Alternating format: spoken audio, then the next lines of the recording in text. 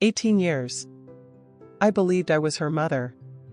I tucked her in at night, wiped her tears, cheered at every milestone. She was my world. But one slip of paper, a DNA result, shattered everything. She wasn't mine, and the friend I trusted most had stolen her from me. For 18 years, I lived a lie. And when the truth came out, it destroyed my family forever. But little did I know, that night in the hospital wasn't what I thought it was. I wasn't just building a company. I was building a life.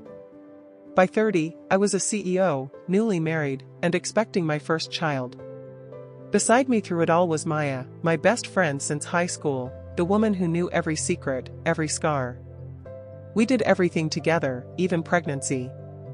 Our due dates were just days apart, and we promised our babies would grow up as siblings. The night I went into labor, Maya was right there. I still remember the hospital smell, the beeping machines, the relief when I finally held my daughter. Maya smiled, exhausted from her own delivery, and whispered, "We did it. Our girls will have each other forever." Back then, I believed her. I had no idea that very night, in the same hospital, she had already stolen what mattered most to me. That hospital night is a haze I'll never forget. I was weak, drifting in and out from exhaustion and medication, believing my newborn daughter was safe in the crib beside me. I thought nothing could touch us in that sterile room. But Maya remembers it differently. She told me years later about the silence in the dim hallway, the nurse called away for just a moment. She was alone, staring at her baby, terrified. Her daughter had been born premature, fragile, and the doctors weren't sure if she would survive. Fear consumed her, the fear of loss, of burying a child, of going home empty-handed. And in that moment of desperation, she made a choice that rewrote both our lives. She lifted her baby from the crib and placed mine there instead. While I slept, my whole world was stolen, and I wouldn't discover it until 18 years later. If this shocked you, imagine living it. Make sure you're subscribed, you don't want to miss the rest of this story. Life moved forward quickly after the hospital. Sleepless nights, bottles lined on the counter, diapers stacked in the corner, the chaos every new mother knows.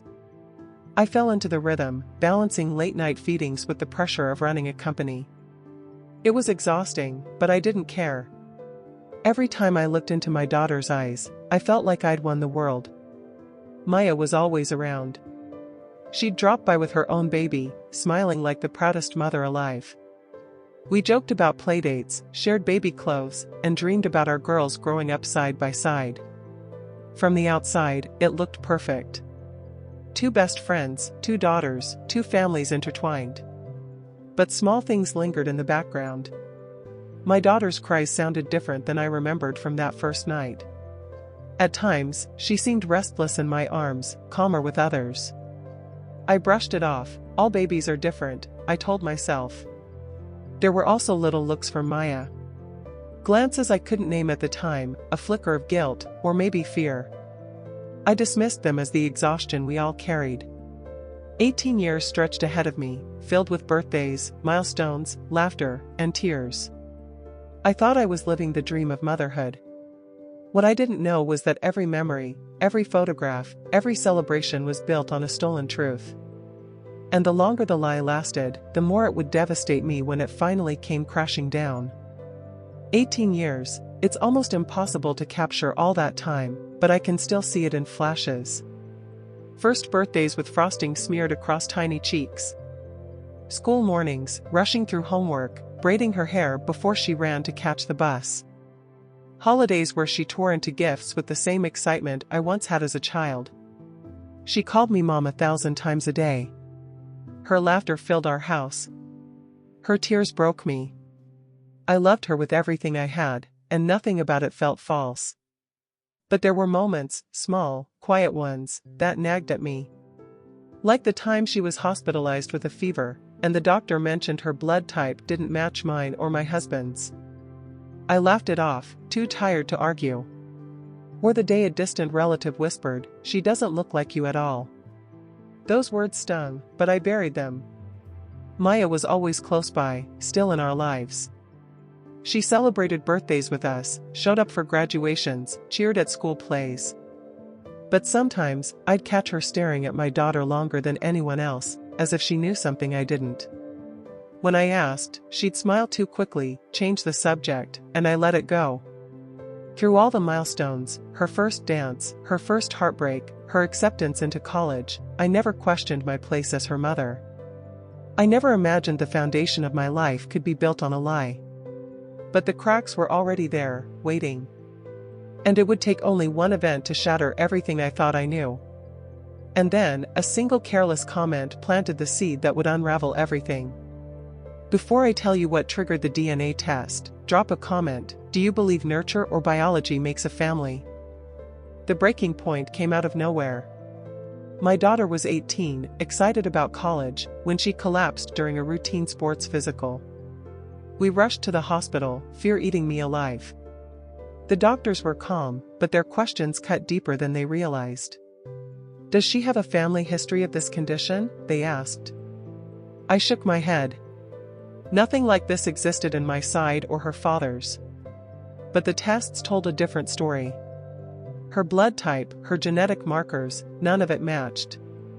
At first, I thought it was a clerical error. A mislabeled file, maybe. But the doctor looked me straight in the eye and said, "Ma'am, are you sure you're her biological mother?" The room spun. I laughed, I argued, I insisted there had to be a mistake. She was my daughter. I had carried her, birthed her, raised her. But the numbers didn't lie. That night, I bought a DNA kit. Just a simple swab, just to silence the doubt clawing at my chest.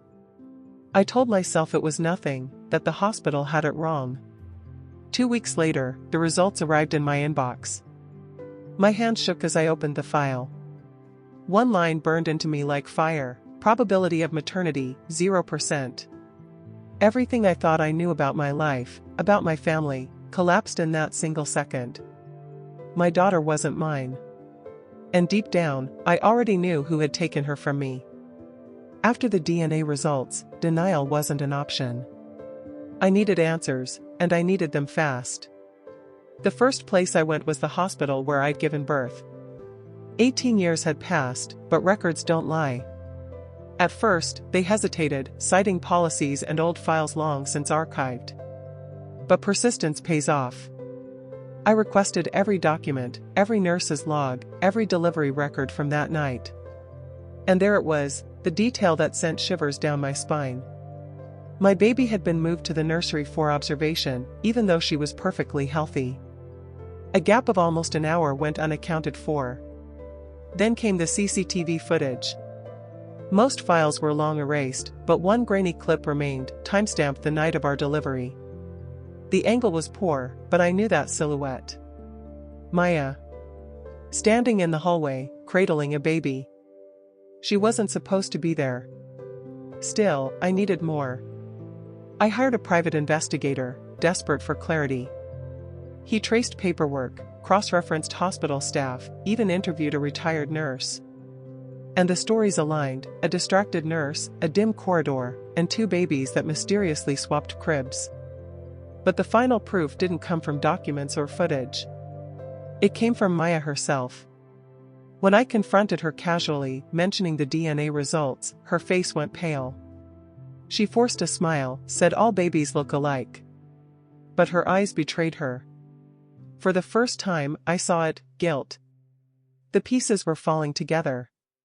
The woman I trusted most had committed the unthinkable. But I wasn't ready for the storm that would erupt when I finally demanded the truth from her lips. And when the truth stared back at me in black and white, I knew I had to confront Maya. The truth was undeniable, but what would you have done in my place? Let me know below while I take you into the confrontation that changed everything. I couldn't carry the weight of suspicion any longer. I called Maya to meet me at a quiet cafe, a place we'd once loved.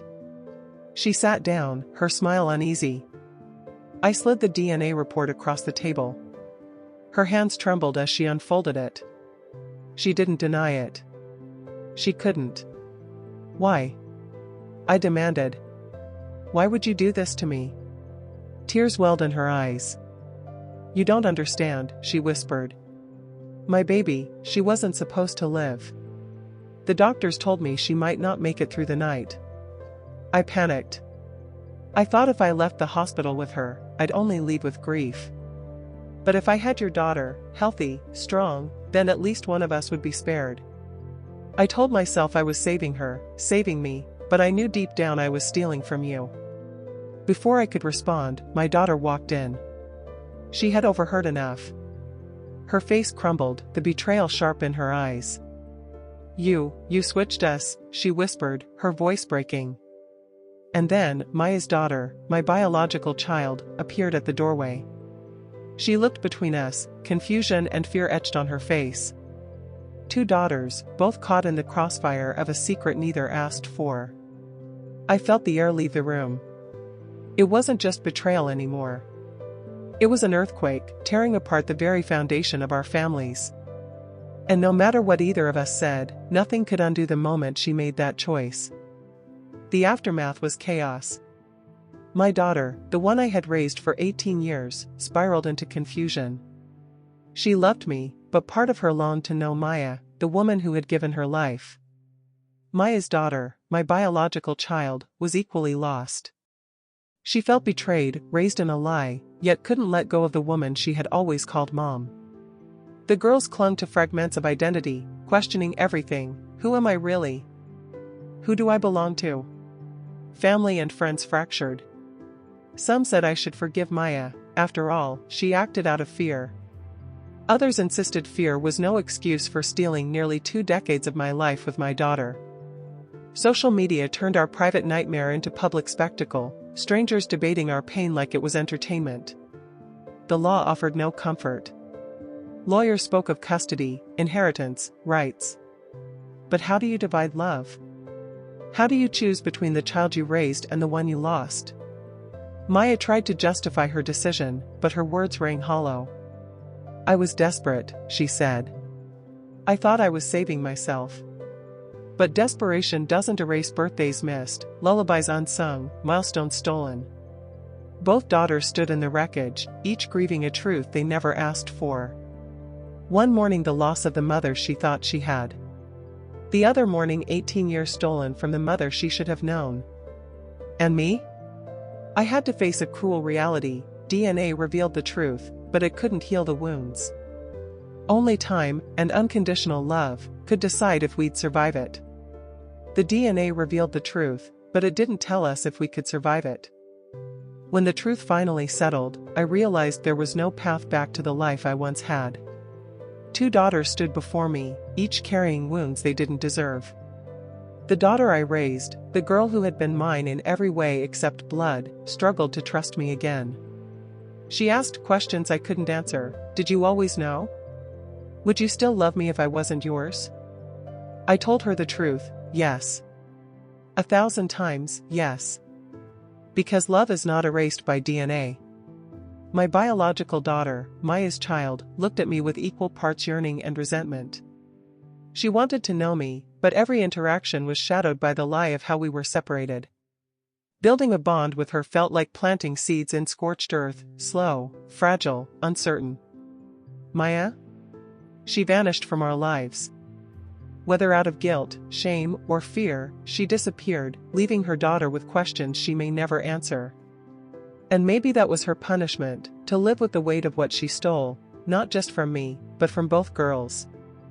I learned something I wish I hadn't. Sometimes truth doesn't set you free. Sometimes, it breaks everything apart. But even in the wreckage, you choose. Do you cling to bitterness, or do you fight to rebuild? I'm still fighting. For both of my daughters. For the chance to prove that even when life is rewritten by betrayal, love can still write the next chapter. And I leave you with this: if someone you trusted most made a choice that stole nearly 2 decades of your life, could you ever forgive them?